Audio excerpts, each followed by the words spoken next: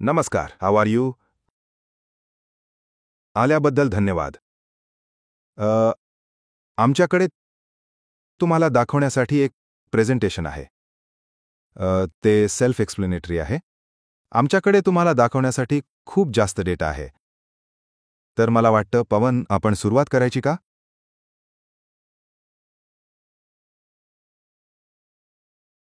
आपल्या संविधानाचा पाया. आपलं संविधान ज्या प्रत्येक गोष्टीसाठी उभं आहे, ती या सत्यावर आधारित आहे की एका व्यक्तीला एक मत मिळतं. आणि म्हणूनच जेव्हा आपण भारतातील निवडणुकांकडे पाहतो, तेव्हा सर्वात मूलभूत गोष्ट ही आहे की ती कल्पना किती सुरक्षित आहे. एक व्यक्ती, एक मत. योग्य लोकांनाच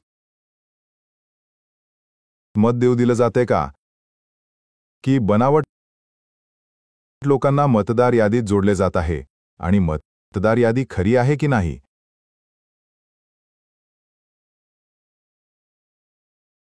तर काही काळापासून एक संशय आहे लोकांमध्ये, जो काही मुद्द्यांवर आधारित आहे. अँटी इन्कम्बन्सी ही प्रत्येक पक्षाला प्रत्येक लोकशाहीत बसते. पण काही कारणास्तव भाजप हा लोकशाही चौकटीतील एकमेव पक्ष आहे ज्याला मुळात या अँटी इन्कम्बन्सीच्या कल्पनेचा फटका बसत नाही. ही पहिली गोष्ट. दुसरी गोष्ट म्हणजे एक्झिट पोल, ओपिनियन पोल एक गोष्ट सांगतात. तुम्ही हरियाणा निवडणुकीत पाहिलं, तुम्ही मध्य प्रदेश निवडणुकीत पाहिलं, आणि मग अचानक निकाल प्रचंड मोठ्या फरकाने पूर्णपणे वेगळ्या दिशेने जातो. आणि यात आमचं स्वतःचं अंतर्गत सर्वेक्षणही सामील होतं, जे खूप सोफिस्टिकेटेड आहे. तर सर्वेक्षण आम्हाला काहीतरी दाखवत होतं. ओपिनियन पोल आम्हाला काहीतरी दाखवत होते. सर्वसाधारण सर्वेक्षण काहीतरी दाखवत होते. आणि अचानक आम्हाला निकाल अगदी विरुद्ध दिशेने लागलेला दिसतो. तिसरी गोष्ट आमच्या लक्षात आली की नेहमीच एक कारण दिलं जातं. या अँटी इन्कम्बन्सीच्या अभावासाठी, या ओपिनियन पोलमधून अचानक झालेल्या बदलासाठी नेहमीच एक कारण दिलं जातं, बरोबर? आणि कारणं अनेक आहेत. लाडली बहिणा, पुलवामा, तुम्हाला माहिती आहे आता सिंदूर. तर आम्ही हा पॅटर्न पाहिला. आणि मग अर्थातच सर्वात मूलभूत गोष्ट म्हणजे निवडणुका कोरिओग्राफ केल्या जातात. एक काळ होता जेव्हा भारतात इलेक्ट्रॉनिक वोटिंग मशीन नव्हती. वैयक्तिक मत होता. संपूर्ण देश एकाच दिवशी मतदान करायचा. पण आजच्या काळात यूपीमध्ये वेगवेगळ्या दिवशी मतदान होतं. बिहारमध्ये कधीतरी दुसऱ्याच दिवशी होतंय. महिनोन-महिने चालतं. आणि ही एक गोष्ट होती ज्याबद्दल आम्हाला संशय होता. महिनोन-महिने एवढा वेळ का लागत आहे आणि ही कोरिओग्राफी का आहे? अचानक हरियाणा आणि कर्नाटक निवडणुकांच्या तारखा बदलल्या जातात. तर हा सर्वसामान्यांना असलेला संशय होता. आम्हालाही संशय होता.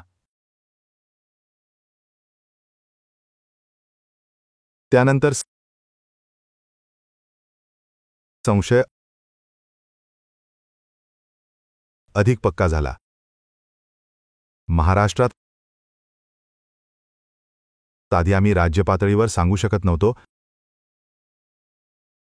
की या संशयाचं कारण काय आहे, यामागचा तर्क काय आहे. अनेक युक्तिवादांमागे तो तर्क शोधणं आम्हाला महाराष्ट्रात कठीण जात होतं. आणि हरियाणामध्ये आम्ही ते स्पष्टपणे पाहिलं. आणि महाराष्ट्रामध्ये जसं मी म्हणालो, अरे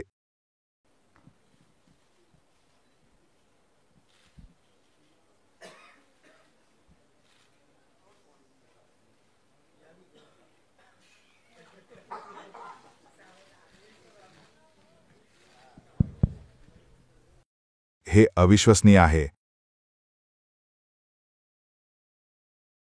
तर महाराष्ट्रामध्ये, आणि हे आम्ही जाहीरपणे सांगितलं, निवडणूक आयोगाला सांगितलं की महाराष्ट्रामध्ये 5 वर्षांपेक्षा जास्त मतदार 5 महिन्यांत जोडले गेले.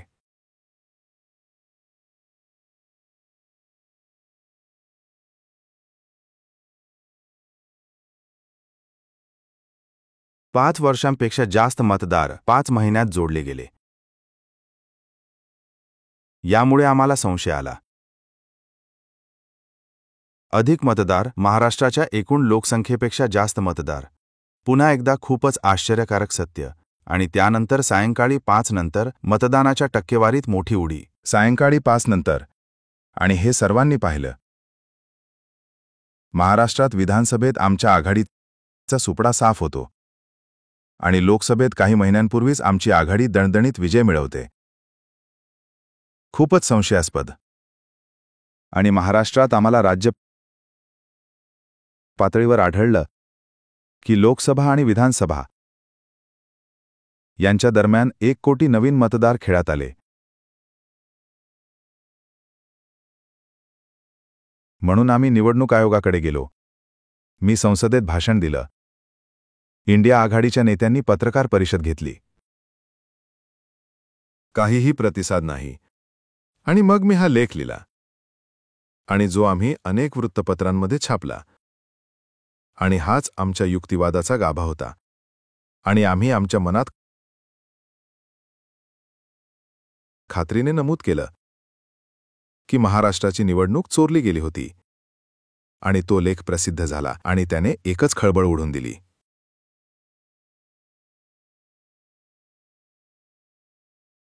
समस्येचा मूळ गाभा हा आहे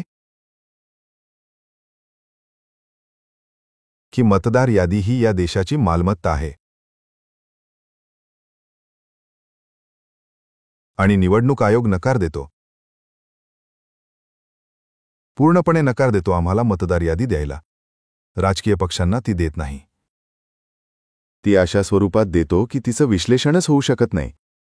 किंवा होऊ शकलं नसतं. जोपर्यंत आम्ही हे काम केलं नाही.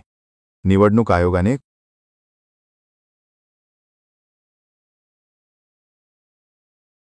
आणि मागे जा. काँग्रेसची मशीन रीडेबल महाराष्ट्र मतदार यादीची मागणी फेटाळली.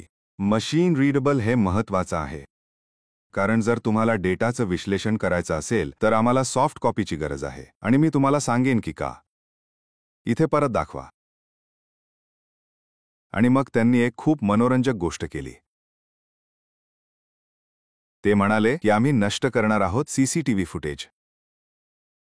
आणि हे आमच्यासाठी आश्चर्यकारक होतं. कारण महाराष्ट्रात हा प्रश्न होता की आकडेवारी जुळवण्यासाठी तुम्हाला 5:30 नंतर मोठ्या प्रमाणात मतदान करावं लागलं असतं. आणि आमच्या लोकांना माहीत होतं. आणि आघाडीच्या लोकांना माहीत होतं की मतदान केंद्रांवर असं काहीही घडलं नाही. तिथे नव्हत्या 5:30 नंतर मोठ्या प्रमाणात मतदान. तर या 2 गोष्टींनी आम्हाला खात्री पटवून दिली की भारतीय निवडणूक आयोग भाजपासोबत संगनमत करत होता. निवडणुका चोरण्यासाठी. पण आमच्याकडे अजूनही पुरावा नव्हता. आम्ही अजूनही त्या झोनमध्ये होतो की हो, आमच्याकडे महाराष्ट्र आहे. आमच्याकडे मोठ्या स्तरावर, राज्य स्तरावर पुरावा आहे. आम्ही पाहू शकतो की मतदार आले आहेत. पण हे माहीत नाही की ते कसे आले आहेत. कुठून आले आहेत. यंत्रणा कशी चालते. कुठून हेराफेरी होत आहे. म्हणून आम्ही एकत्र आलो. आम्ही एक टीम तयार केली. आणि आम्ही त्यांना सांगितलं, ऐका, आम्हाला जाणून घ्यायचं आहे. हे कसं केलं जात आहे. हे इथलं आव्हान होतं. हा 7 फूट कागद आहे. जसं की तुम्ही पाहू शकता. तुम्हाला यातील प्रत्येकातून वर्गीकरण करावं लागेल. समजा मला शोधायचं आहे की तुम्ही 2दा मतदान केलं आहे का, किंवा तुमचं नाव मतदार यादीत 2दा आलं आहे का. तर मला तुमचा फोटो घ्यावा लागेल. आणि मग मला त्याची तुलना प्रत्येक कागदाच्या तुकड्याशी करावी लागेल. आणि म्हणावं लागेल, भैया हा फोटो इथे आहे. मी तुम्हाला दाखवतो. अशी यादी असते. मग आम्हाला हा वैयक्तिक फोटो घ्यावा लागतो. आणि आम्हाला तो घेऊन प्रत्येक शीटमध्ये पाहावं लागतं की या व्यक्तीचा फोटो दोनदा तर नाही आला आहे. ही प्रक्रिया आहे आणि ही खूप किचकट प्रक्रिया आहे. मला सुरुवातीला वाटलं होतं की आम्ही अनेक जागांवर काम करू, पण जेव्हा आम्ही याचा सामना केला तेव्हा आमच्या लक्षात आलं की निवडणूक आयोग आम्हाला इलेक्ट्रॉनिक डेटा का देत नाही, कारण त्यांना नकोय की आम्ही काळजीपूर्वक पाहावं. बरोबर. आणि हे काम आम्हाला 6 महिने लागलं. तर तुम्ही जे इथे पाहणार आहात ते 30 ते 40 लोकांच्या 6 महिन्यांचं काम आहे. नॉन स्टॉप नावं, पत्ते आणि फोटो यांची तुलना करण्याचं. आणि आम्ही एका विधानसभा मतदारसंघाचं काम केलं आहे. जर तुम्हाला काम करायचं असेल एका लोकसभेसाठी कर्नाटकात, तर ते 7 दाखव. त्याचे असे 7 गठ्ठे. बरोबर. तर तुम्ही कल्पना करू शकता की आम्हाला आता कोणतं काम करायला भाग पाडलं जात आहे याचं विश्लेषण करायला जर निवडणूक आयोगाने आम्हाला इलेक्ट्रॉनिक डेटा दिला असता तर 30 सेकंद लागले असते. आणि मी पुन्हा सांगतो, म्हणूनच आम्हाला असा डेटा दिला जात आहे जेणेकरून त्याचं विश्लेषण होऊ नये. पुढे जरा मागे जा. आणखी एक खूपच मनोरंजक गोष्ट आम्हाला कळली, जी आमच्यासाठी एक धक्का होता. ती म्हणजे हे जे कागद दिले जातात ते स्वतःच ऑप्टिकल कॅरेक्टर रेकग्निशनला OCRला परवानगी देत नाहीत. त्यामुळे तुम्ही ते स्कॅन केले तरी तुम्हाला त्यातून प्रत्यक्षात डेटा मिळू शकत नाही. आणि आम्हाला आश्चर्य वाटलं, का निवडणूक आयोग संरक्षण करत आहे या कागदांच्या तुकड्यांचं?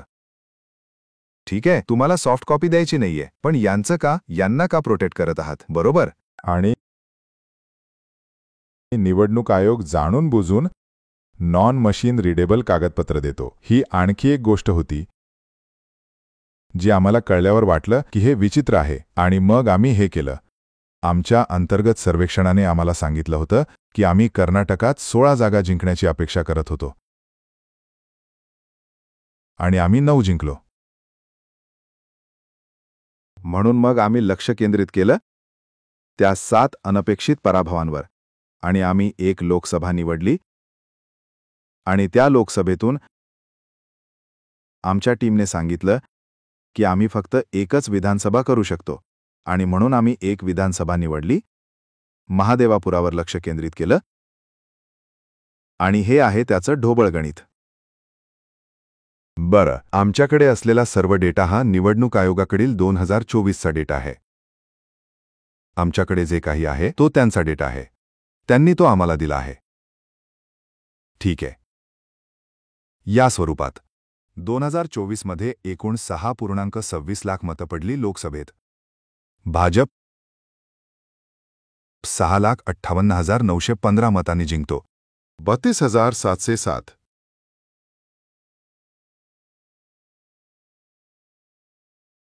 पण मग आम्ही महादेवापुरा विधानसभा मतदारसंघाकडे पाहतो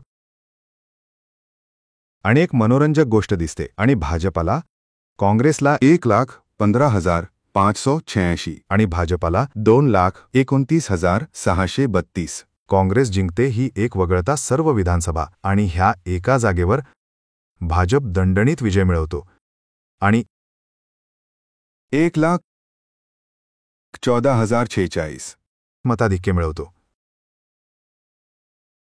ही जागा त्यांना निवडणूक जिंकून देते.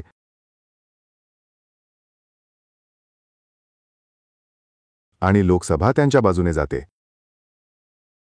पुढे मागे जा. हो, ठीक आहे.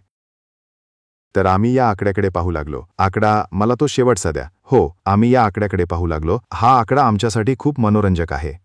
असं का आहे की हा एकाच जागेतून येतो? ही एक प्रचंड तफावत आहे, बरोबर?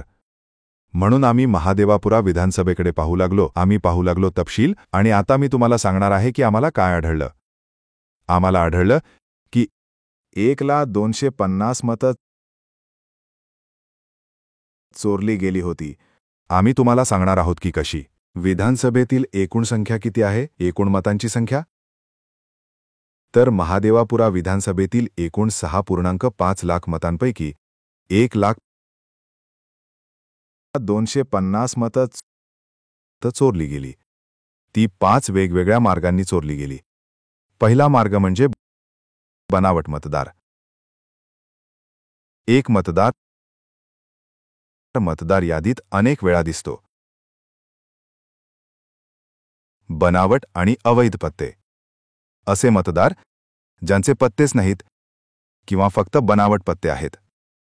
एकाच पत्त्यावर मोठ्या संख्येने मतदार.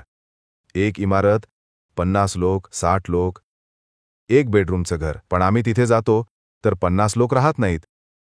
कोणताही रेकॉर्ड नाही की ते लोक कधी तिथे राहत होते. त्या घरात एक कुटुंब राहतं.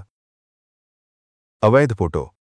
असे फोटो जे तुम्ही सरळ पाहू शकत नाही किंवा मतदान यादीवर त्यांचे फोटोज अस्तित्वात नाहीत. आणि मग सर्वात मनोरंजक म्हणजे फॉर्म 6चा गैरवापर. फॉर्म 6 हा तो फॉर्म आहे जो नवीन मतदारांना मतदार बनण्याची परवानगी देतो. तर साधारणपणे फॉर्म 6 हा 18 आणि त्याहून अधिक वयाच्या कोणासाठीही आहे ज्याने मागील निवडणुकीत मतदान केलेलं नाही, म्हणून त्यांचं वय 18 आणि 22-23 वर्षांच्या दरम्यान असायला पाहिजे. हा आहे बनावट मतदार. असे 11,965 मतदार आहेत. हे गृहस्थ आहेत गुरकीरत सिंग डांग.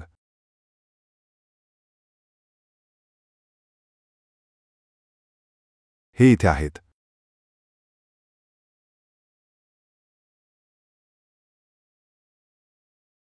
झूम करू शकता का?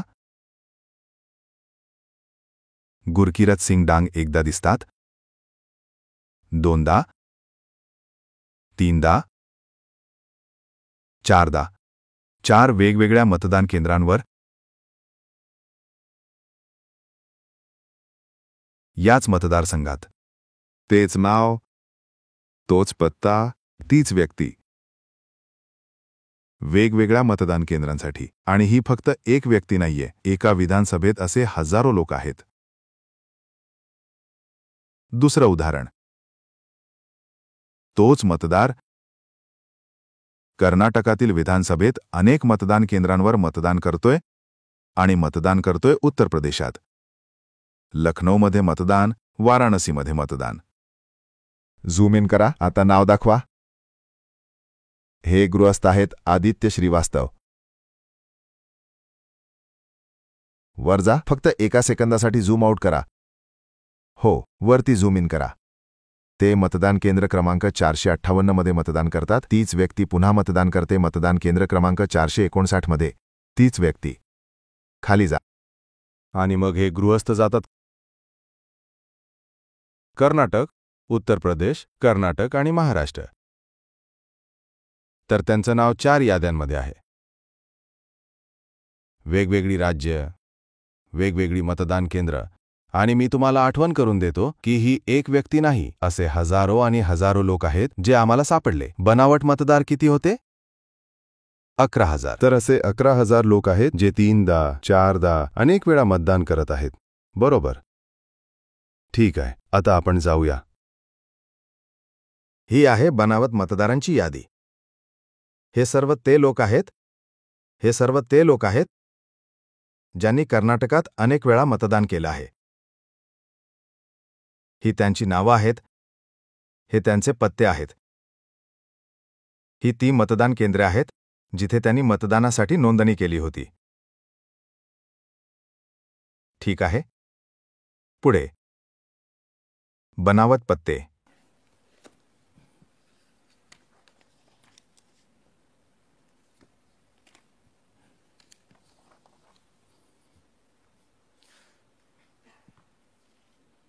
झूम इन करा. घर क्रमांक 0. नाही, तुम्ही हसत आहात. असे हजारो आणि हजारो लोक आहेत. पत्ता नाही. घर क्रमांक 0. घर क्रमांक 0. घर क्रमांक 0. वडिलांचे नाव ILSDFHFHUG. अजून काही वडिलांची नावं दाखवा. ही मोठी मजेशीर नावं आहेत त्यांची. DFOIGOIDF. वडिलांचं नाव? नाही, तुम्ही हसत आहात. भैया, संपूर्ण सिस्टीम उडवून दिली आहे. चोरी होत आहे. आम्ही तर आता सुरुवात केली आहे. अजून दाखवा. बरं, थोडं झूम आउट करा.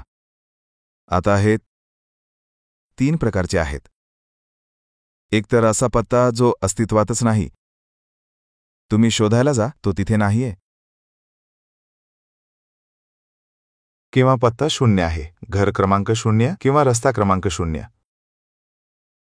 आणि मग पत्त्याची पडताळणी होऊ शकत नाही. हे 40,000 मतदार आहेत. ठीक आहे. पुढे हे आहे घर क्रमांक 35. या घरात 80 मतदार राहतात. आम्ही लोकांना तपासायला पाठवलं. त्यांना मारहाण झाली. हे 80 लोक एका घरात राहतात.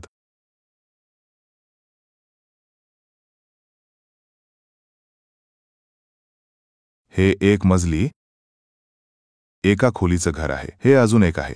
मतदान केंद्र क्रमांक 366. यात थोडं झूम इन करा. 46 मतदार सर्व वेगवेगळ्या कुटुंबातील एका सिंगल बेडरूमच्या घरात राहतात. आणि जेव्हा आम्ही तिथे जातो ते अस्तित्वातच नसतात. Zoom out. तर ते एक सिंगल बेडरूम आहे. 46 मतदार तिथे राहतात. तिथेही तीच गोष्ट. 80 मतदार तिथे राहतात. त्यांच्या अस्तित्वाचा कोणताही मागमूस नाही. जेव्हा आम्ही तिथे जातो तेव्हा आम्हाला धमकावलं जातं. इथे एका ब्रुअरीमध्ये 68 मतदार आहेत. व्यावसायिक आस्थापना आहे. तिथे कोणीही राहत नाही. बरोबर. आणि जेव्हा आम्ही जाऊन त्यांना विचारतो, कुठे आहेत हे लोक? कोण आहेत हे लोक? काहीच नाही.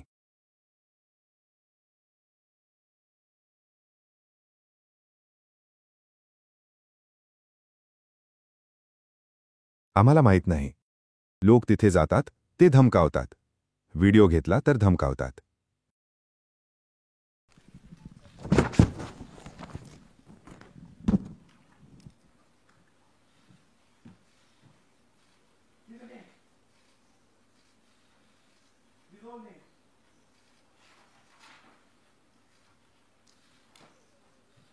सर्व खोटे.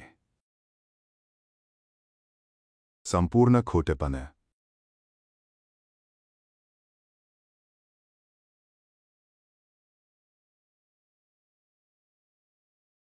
असे 4,000 मतदार आहेत.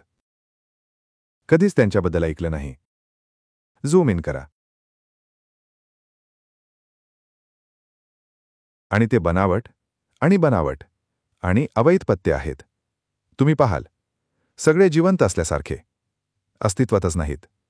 ठीक आहे. अवैध फोटो. फोटो दाखवा. हे आहेत ते फोटो. एकतर फोटो नाहीच, किंवा फोटो इतका लहान आहे की कुठे गेला भाऊ की तुम्ही त्यांना पाहूच शकत नाही. ती एक मूळ मतदार यादी आहे. ती मतदार यादीची एक प्रत आहे. तुम्ही पाहू शकता. फोटो नाहीत. ठीक आहे. तर असे 4,000 आहेत. आणि आता आपण सर्वात मनोरंजक भागाकडे येतो, जिथे खऱ्या अर्थाने खेळ खेळला जातो. तुम्ही ऐकलं असेल की नवीन मतदार पंतप्रधानांना मत देतात. तुम्ही ते ऐकलंय बरोबर? ऐकलंय ना? नवीन मतदार तरुण मतदारांना पंतप्रधानांना मत द्यायला आवडतं. आता तुम्हाला दाखवतो कसं ते.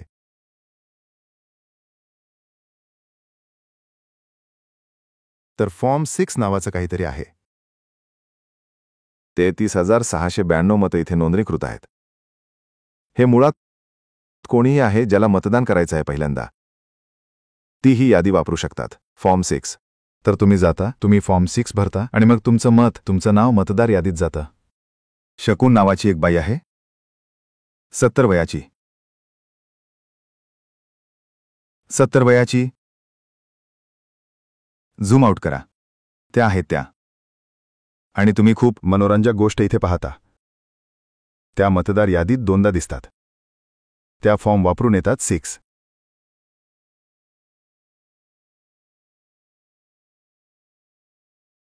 त्यांच्या नावावर झूम इन करा. पहिल्यांदा तिथे झूम इन करा. इथे पहिलं नाव शकून. पहिलं नाव शकून. आडनाव राणी. बरोबर. आता बघा एका फोटोकडे. तो एक फोटो आहे. आता दुसऱ्या फोटोकडे जा. फोटो बघा, तर हे मूलतः एक झूम इन केलेला फोटो आहे जो त्यांनी घेतला आहे. आणि ही आता अचानक एक नवीन मतदार आहे. मागे जा. आता तिला आडनाव नाहीये, पण तिचं पहिलं नाव शकुन राणी आहे. बरोबर. मागे जा. पण जे खरंच मनोरंजक होतं इथे, त्या हा फॉर्म दोनदा वापरतात. त्या तो पहिल्यांदा 13 तारखेला वापरतात. 13/9/23. आणि मग त्या पुन्हा 3/10/23ला तेच करतात. तर त्या दोनदा मतदार बनतात. आणि मग सुंदर गोष्ट म्हणजे, आम्हाला पुढची स्लाइड दाखवा. त्या प्रत्यक्षात दोनदा मतदान करतात. ती स्लिप आहे जिथे त्यांच्या नावे सही करून मतदान केंद्र 341 मध्ये मतदान केल्याची नोंद आहे. आणि त्यांनी हे दोनदा केलंय. आता आम्हाला माहित नाही की त्यांनीच केलंय की दुसऱ्या कोणीतरी केलंय. आता हे 33,000 लोकांनी इथे केले. एका विधानसभेत ज्यांनी हे केले. मला कृपया वय दाखवा. तुमच्याकडे मोठ्या यादीतील वय आहे. ठीक आहे, तर मी इथल्या वयापासून सुरुवात करतो. माझ्याकडे वयाची यादी आहे. वय 98, वय 96, वय 95, वय 95. हे सर्व बनावट आहेत. हे सर्व फक्त बनावट आहेत. ते नवीन मतदार असायला हवेत जे मत देतात श्री नरेंद्र मोदींना. 95, 85, 75, 55, 45. या संपूर्ण यादीत एकही व्यक्ती नाही. या यादीत 18 ते 25 वयोगटातील एकही व्यक्ती नाही.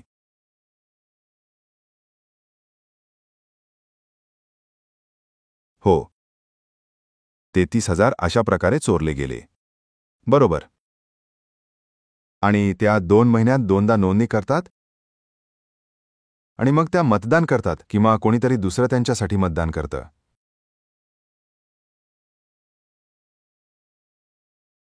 अशी प्रकारे बंगळूर सेंट्रल लोकसभा निवडणूक चोरली गेली. मला फक्त त्या आकड्यांवर परत घेऊन जा. 1,00,000. तर 1,250,000 चोरलेली मतं. एका विधानसभेत. बनावट मतं 11,965. मेन्यू देतो ना तुम्हाला. डेझर्ट. बरोबर. बनावट मतदार 11,965. बनावट आणि अवैध पत्ते 40,009. एकाच पत्त्यावर जास्त मतदार 10,452. अवैध फोटो 4,132. फॉर्म 6चा गैरवापर 33,692. निवडणूक आयोग आम्हाला डेटा देत नाही. याचं कारण हे आहे की हे देशभरात घडत आहे. ठीक आहे. पुढचं. तुम्हाला एक उदाहरण द्यायचं झालं तर हरियाणा निवडणूक जिंकणे आणि हरणे यातील फरक काँग्रेससाठी संपूर्ण राज्यात 22,779 मतांचा होता. एका विधानसभा निवडणुकीत कर्नाटकातील एका विधानसभेत त्यांनी त्याच्या 4 पट मतं चोरली आहेत. बरोबर. हे प्रमाण अविश्वसनीय आहे. 6.5 लाख मतदार आहेत. आणि त्यापैकी अक्षरशः 1,00,000 मतदार अस्तित्वातच नाहीत. ते तयार केले गेले आहेत. आणि हे विसरू नका की पंतप्रधान हे भारतीय पंतप्रधान आहेत. एका अगदी लहान बहुमताने. 25 जागा. 33,000 मतं हे विजयाचं अंतर होतं. तर आम्ही निवडणूक आयोगाला जे सांगत आहोत ते हे की तुम्ही भारतीय लोकशाही नष्ट करण्याच्या व्यवसायात नाही. तुम्ही तिचं संरक्षण करण्याच्या व्यवसायात आहात. ही सर्व माहिती हा पुरावा आहे. फक्त कर्नाटकातीलच नाही, तर देशाच्या प्रत्येक मतदार यादीत.